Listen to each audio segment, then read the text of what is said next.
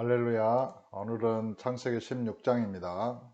아브라함의 아내 사레는 출산하지 못하였고 그에게 한 여종이 있으니 애굽 사람이요 이름은 하갈이라. 사레가 아브라함에게 이르되 여호와께서 내 출산을 허락하지 아니하셨으니 원하건대 내 여종에게 들어가라. 내가 혹 그로 말미암아 자녀를 얻을까 하노라 하매 아브라함이 사레의 말을 들으니라. 자, 여기서 아브라함과 사레의 그런 인간적인 행동이 나옵니다. 그런데 이것을 단순히 뭐 사람의 실수다 이렇게 해석하기보다는 하나님의 계시의 역사 가운데 구원의 역사를 설명하는 그런 계시의 역사 가운데 큰 어떤 사건이다 이렇게 우리는 생각해야 합니다. 이제 그런 의미를 조금씩 이렇게 살펴보겠습니다.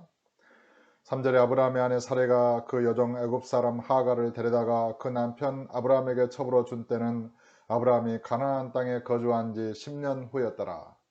75세에 하나님의 부름을 받고 가나안 땅에 이르렀지만은 10년이 흐르도록 하나님 아버지께서는 아브라함에게 자녀를 허락하지 않으셨습니다. 그래서 이제 85세가 된 거죠. 그리고 사례는 이제 10살 아래니까 육신적으로 이렇게 75세 정도 되었다고 봐야 되겠습니다. 그래 이제 이 사례가 자기의 여종 하갈에게 아브라함과 이렇게 동침하게 해서 자녀를 이제 얻고자 한 것입니다. 4절에 아브라함이 하갈과 동침하였더니 하갈이 임신함에 그가 자기의 임신함을 알고 그의 여주인을 멸시한지라. 참 이게 하갈이 자기의 어떤 여주인을 귀하게 여기고 공경했으면 얼마나 좋았겠습니까? 그런데 자기의 여주인은 자녀를 갖지 못하고 이제 자기는 아브라함의 아이를 가졌으니 자기가 이제 여주인을 넘보려고 하는 그런 교만한 마음을 품은 것이겠죠.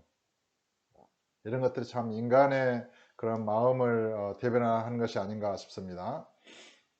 5절에 사레가 아브라함에게 이르되 내가 받는 모욕은 당신이 받아야 옳도다. 내가 나의 여종을 당신의 품에 두었거늘 그가 자기의 임신함을 알고 나를 멸시하니 당신과 나 사이에 여호와께서 판단하시기를 원하노라.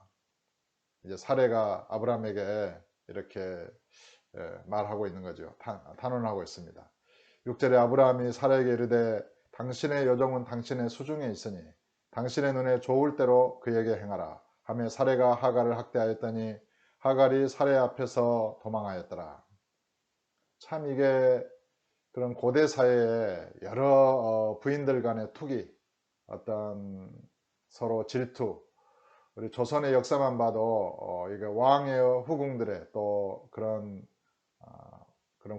궁중에서 일어나는 암투 이런 것들이 얼마나 치열하고 이렇게 정말 사투를 벌이게 되지 않습니까? 지금 그러한 장면을 우리가 그대로 이해할 수 있겠습니다. 이제 아브라함이 허락하니까 이 사레는 그 여종 하갈을 학대했습니다. 그래서 하갈이 도망한 것입니다. 실제로 여호와의 사자가 광야의 샘물 곁 곧 술길 샘 곁에서 그를 만나 이르되 사레의 여종 하갈아 내가 어디서 왔으며 어디로 가느냐. 왜 여호와의 사자가 하갈을 모르겠습니까? 어디서 와서 어디로 가는지 모르겠습니까? 그러나 이렇게 여호와의 사자는 하갈에게 묻고 있다는 것입니다. 부부간에 살든지 부모와 자녀간에도 저 사람이 내 마음을 알아주겠지 하고 자기의 마음을 열지 않고 말하지 않는 것은 굉장한 오해를 낳을 수 있게 되고 문제를 일으킬 소지가 큽니다. 꼭 부부간에도 마땅히 해야 할 말, 사랑한다, 고마워, 자녀에게도 사랑합니다, 고마워요 이렇게 부부간에도 자녀간에도 그런 마땅히 할 말을 마음에 담아두지만 말고 감사합니다, 또 잘 다녀왔습니다, 다녀오겠습니다 이런 말들을 이렇게 소리를 내서 또 오늘은 이래저래 해서 다녀왔습니다. 하루 다녀오면 간단하게 그런 인생과 삶에 보고를 하는 게 좋잖아요. 어디를 가면 어디를 간다. 어디를 갔다 왔으면 이렇게 해서 잘 다녀왔습니다. 이렇게 서로 형제가 되든지 부모와 자녀가 되든지 마음을 열고 대화하는 게 굉장히 중요합니다.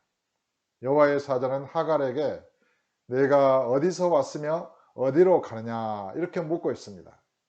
단지 어디로 가느냐 이렇게 묻는 것도 아니에요. 이런 것을 우리는 살펴볼 필요가 있습니다. 그래서 그가 이르되 나는 내 여주인 사례를 피하여 도망하나이다. 여호와의 사자가 그에게 이르되 내 여주인에게로 돌아가서 그 수하에 복종하라. 마땅히 그 여주인에게 복종해야 될 이 하갈이었죠. 그러나 이제 자기가 교만한 마음을 품었으므로 학대를 당하고 도망하다가 다시 여호와의 사자가 하갈에게 이렇게 돌아가라고 말하고 있는 것입니다. 10절에 여호와의 사자가 또 그에게 이르되 내가 내 씨를 크게 번성하여 그 수가 많아 셀 수 없게 하리라. 참 아브라함의 이런 그 첩이었죠. 하갈은. 그런데도 여호와의 사자가 나타나서 그 씨를 크게 번성하고 그 수가 많아 셀 수 없게 하겠다고 하나님이 축복하고 있습니다. 참 이것을 우리는 이해할 수 없지만 하나님의 큰 뜻 가운데서 이런 일들이 일어나고 있다는 것을 지금 우리는 생각해야 하는 것입니다. 11절에 여호와의 사자가 또 그에게 이르되 내가 임신하였은즉 아들을 낳으리니 그 이름을 이스마엘이라 하라. 이는 여호와께서 내 고통을 들으셨음이니라. 여기서 이제 이스마엘이 탄생합니다. 그러니까 아브라함은 이삭을 낳기 전에 이스마엘을 그 여종 하갈을 통해서 먼저 낳은 것입니다. 그리고 나중에 이스마엘이 이삭을 이렇게 늦게 태어난 자기의 이복 동생이지요. 이삭을 학대하고 희롱하고 그럼으로 인해서 또 쫓겨나요. 참 이런 역사를 우리는 이해해야 됩니다. 12절에 그가 이스마엘이죠. 이스마엘이 그가 사람 중에 들나귀 같이 되리니 그의 손이 모든 사람을 치겠고 모든 사람의 손이 그를 칠지며 그가 모든 형제와 대항해서 살리라 하니라. 그러니까 하나님께서는 이미 이스마엘의 그 생애와 역사와 그 모든 삶을 다 이렇게 정해놓고 계십니다. 그런 하나님의 작전 가운데서 이스마엘이 탄생하고 있다는 것입니다. 13절에 하갈이 자기에게 이르신 여호와의 이름을 나를 살피시는 하나님이라 하였으니 이는 내가 어떻게 여기서 나를 살피시는 하나님을 배웠는고 함이라. 이러므로 그 셈을 브엘라헤로이라 불렀으며 그것은 가데스와 베렛 사이에 있더라. 하갈이 아브라함의 아들을 낳음에 아브라함이 하갈이 낳은 그 아들을 이름하여 이스마엘이라 하였더라. 하갈이 아브라함에게 이스마엘을 낳았을 때에 아브라함이 86세였더라. 이렇게 해서 이제 아브라함은 그 자식을 얻게 됩니다. 그리고 그 자식이 자기의 뒤를 이을 자라고 생각을 아마도 했을지도 모릅니다. 참 이스마엘의 탄생의 역사는 하나님의 큰 작전 가운데 있다고 말씀하셨는데 나중에 이 신약에서 이스마엘과 이삭 이것을 종의 아들과 약속의 아들 이렇게 비교해서 사도 바울은 저와 여러분에게 설명해 줍니다.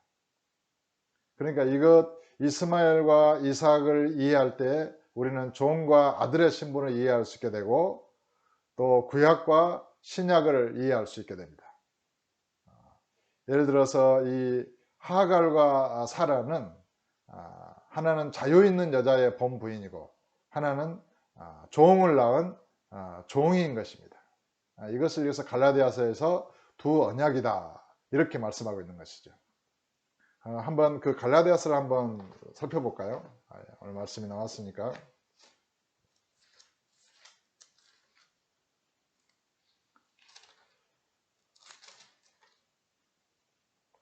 갈라디아서 4장 21절에 내게 말하라 율법 아래에 있고자 하는 자들아 율법을 듣지 못하였느냐. 기록된 바 아브라함에게 두 아들이 있으니 하나는 여종에게서 하나는 자유 있는 여자에게서 낳았다 했으며 여종에게서는 육체를 따라 낳고 자유 있는 여자에게서는 약속으로 말미암았느니라. 이것은 비유니 이 여자들은 두 언약이라. 하나는 신의 산으로부터 종을 낳은 자니 곧 하갈이라. 이 하갈은 아라비아에 있는 신의 산으로서 지금 있는 에루살렘과 같은 곳이니 그가 그 자녀들과 더불어 종노릇하고 오직 위에 있는 에루살렘은 자유자니 곧 우리 어머니라. 형제들아 너희는 이삭과 같이 약속의 자녀라. 이렇게 말하고 있는 것입니다. 구약 성경이 아브라함의 그런 일대기를 우리가 읽으면서 이런 구약과 신약의 큰 의미를 이해할 필요가 있고, 하갈과 그 여주인 그런 사라의 어떤 다툼과 또 이스마엘과 나중에 이삭과 서로 다투지요. 그런 다툼을 단순한 인간적인 어떤 그런 행동이나 인간의 실수로 인해서 이렇게 아브라함이 또 사레가 자기의 종 하갈을 통해서 이스마엘을 낳게 했다, 이렇게 인간적인 실수다, 이렇게만 해석하는 것이 아니라 하나님의 큰 계시의 역사 가운데서 이루어지는 하나님의 큰 그 뜻 가운데 이루어지는 하나님의 역사다, 우리는 이렇게 이해하고 받아들일 필요가 있는 것입니다.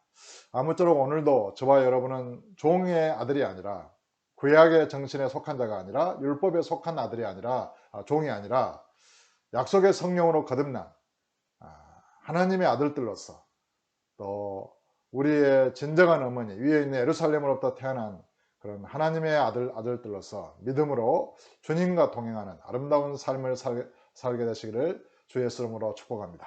감사합니다.